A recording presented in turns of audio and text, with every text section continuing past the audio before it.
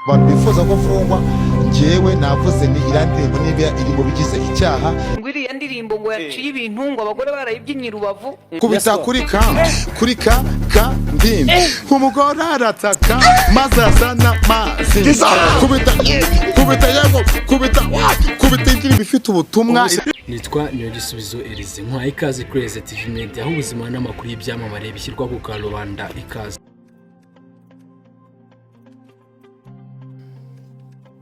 Ese nimuramuka mumfungiye umwana abana be babiri b'abahungu muzaza muhatunge ndetse muhatungane n'umugore we. Ibi ngibi ni byavuzwe n'ababyeyi ba G-Tough. Ni nyuma y'uko G-Tough abantu benshi bakomeje kugenda bamuraka gufungwa ndetse kandi banabimwifuriza. Si rimwe cyangwa kabiri wumvishe indirimbo y'umuhanzi G-Tough aragitoza, ariko kandi nanone si rimwe cyangwa kabiri wumvishe G-Tough yigarukaho avuga ko indirimbo ye rwose itari mu biteye icyaha. Nubwo benshi bakomeje kugenda bagaruka ku ndirimbo y'umuhanzi G-Tough banavuga ko ishobora gufungwa ndetse kandi bavuga ko ari ibishegu, benshi basabiye ko bayisiba ku rukuta rwa YouTube ndetse n'izindi mbuga nkoranyambaga zose zicuruza indirimbo. Ariko n'ubundi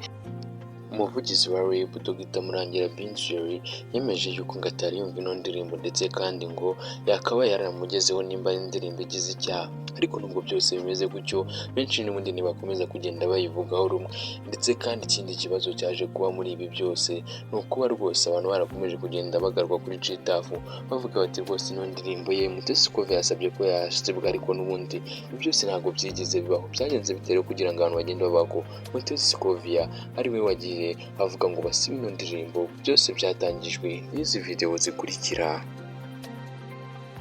kubita kuri ka ndimbi umugore arataka maze azana mazi kubita indirimbo ifite ubutumwa.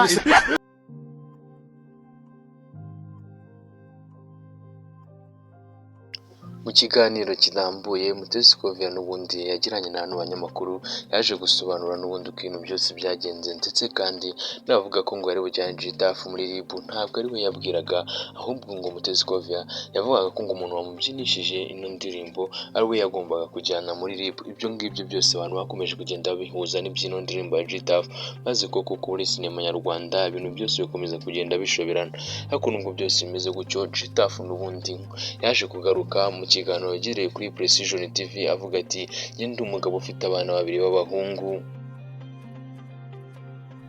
ari Bishimwe Kennedy ndetse na Kwizera Jayz. Ubundi G-Tough muri kino kiganiro yaheshuye iby'ino ndirimbo byose avuga ko ngo yatangira avuga ati ngo nari mfite umugore mutumifu ndetse ngo ibiro ni bine.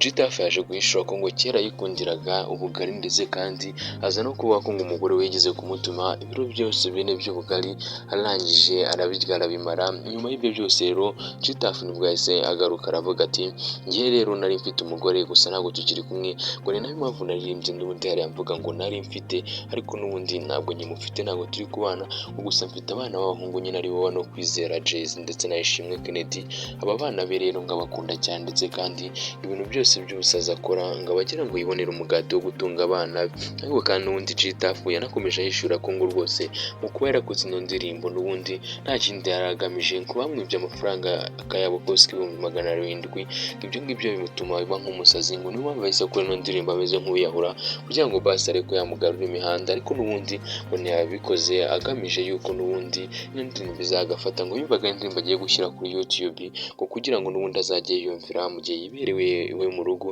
Mu kiganiro kandi G-Tough yakoze nanone cyuzuye amaganya no gutaka avuga ati njye rwose ndi umuntu uciriritse kurenza uko abantu bamfata, atariko kandi nanone uretse n'ibyo ngibyo inzu mbamo iteye agahinda, ni inzu ntoya ariko kandi nubwo bwose nyibayemo iranyuze, gusa ariko abantu bamfata uko ntari ndetse n'urundi rwego. Njyewe G-Tough ubwo navaga muri za Genius Comedy nkunzwe muri biriya bihe benshi bakomeza kugenda banyita umusitari, ariko nubwo bakomeje kugenda banyita umusitari ntabwo bazi ubuzima bubi nari mbayemo, ngo kugeza ubwo nanaburaraga nkabwirirwa. Ariko noneho ngo nishimiye ko indirimbo yanjye yaragitosa ngo rwose yatumye ngaruka imihanda, ndetse kandi ngo ubu ngubu nkaba ndi kugenda mbona n'akazi nkakora uturaka twa Venetrani Senkani 10 n'ibindi bitandukanye. Ngo ndetse kandi G-Tough anahisha yishura ko ngo atari yatangira guhembwa kubera yuko ngo ku rukuta rwa YouTube iyo wapurayinze uhabwa igihe kingana n'amezi 3 rero ngo kubafunguye iraca n'amezi 3 akaba atarashira ndetse kandi ngira ndirimbo nawe iramutungura ntago yiyumvisha ukuntu indirimbo nk'ira aragitosa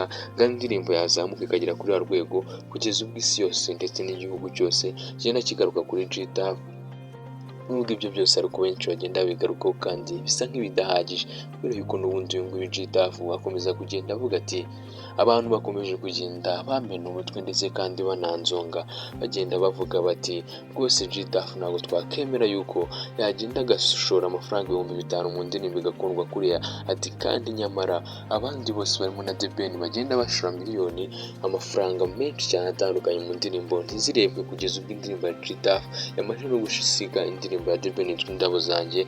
ku rukuta rwa YouTube views ndetse kandi G-Tough anakomeza kuvuga ati rwose ya ndirimbo rwose nanjye ntabwo nari nzi ko ari kuri bizagenda nta nubwo nari nzi ko bizagera kuri rwego ariko kandi nanone ubwo ngubwo abantu bayifata gutyo basi mumfashe mu bureke kubugenda mu marabika kubera yuko ndi umugabo ufite abana 2 b'abahungu ndetse kandi abantu bakunze kugenda bakundoga abana b'abandi ntabwo naroga abana b'abandi G-Tough sindi umurozi ndetse kandi ngo n'ababyeyi banjye barabizi na rwose ntabwo nta muntu n'uwimwe wacu yigize aroga ati rero ibyo byose bakomeza kugenda bavuga n'ubundi kugira ngo bagende banzonga atari ko n'ubundi genda bibona rwose indirimbo yacu nta kintu ikibazo iteje ndetse kandi G-Tough yagarutse ku bintu by'indirimbo ze bavuga ko ari ibishego naho ahita atanga ingero z'indirimbo nyinshi cyane zitandukanye harimo nk'indirimbo ak'inyuma ya Bruce Melody Sama ya Bruce Melody Igare ya Mico The Best ndetse kandi akagaruka no ku ndirimbo ya Gisupusupu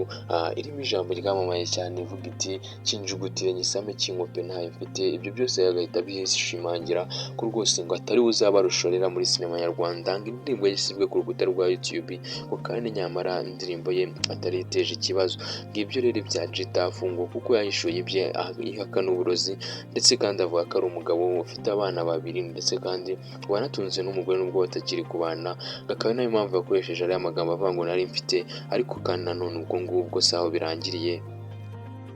Umuhanzi G-Tough yabaye ikimenya bose ndetse kandi yongera kuvugwa n'abatari bake ndetse kandi anishimira urwego izina rye ryakozeho kugeza ubwo G-Tough asigaye avuga ati naricaye nsanga mama w'u Gasabo wamenyekanye nka Mutesi Kofia ndetse na audience yiwe bari gusesengura izina G-Tough ndetse kandi Kenisi yamvuzeho ndetse n'umwinfluencer Jojo Kazungu ibyo ni ibintu ngo byazamuye G-Tough cyane ndetse kandi G-Tough rwose umwe mu bari kuvugwa cyane ndetse kandi banakunzwe n'abatari bakeya ino mihanda yose. G-Tough ndakwibutsa ko ari we muntu uri kugenda avugwa mu mihanda benshi banakomeje kumushinja ko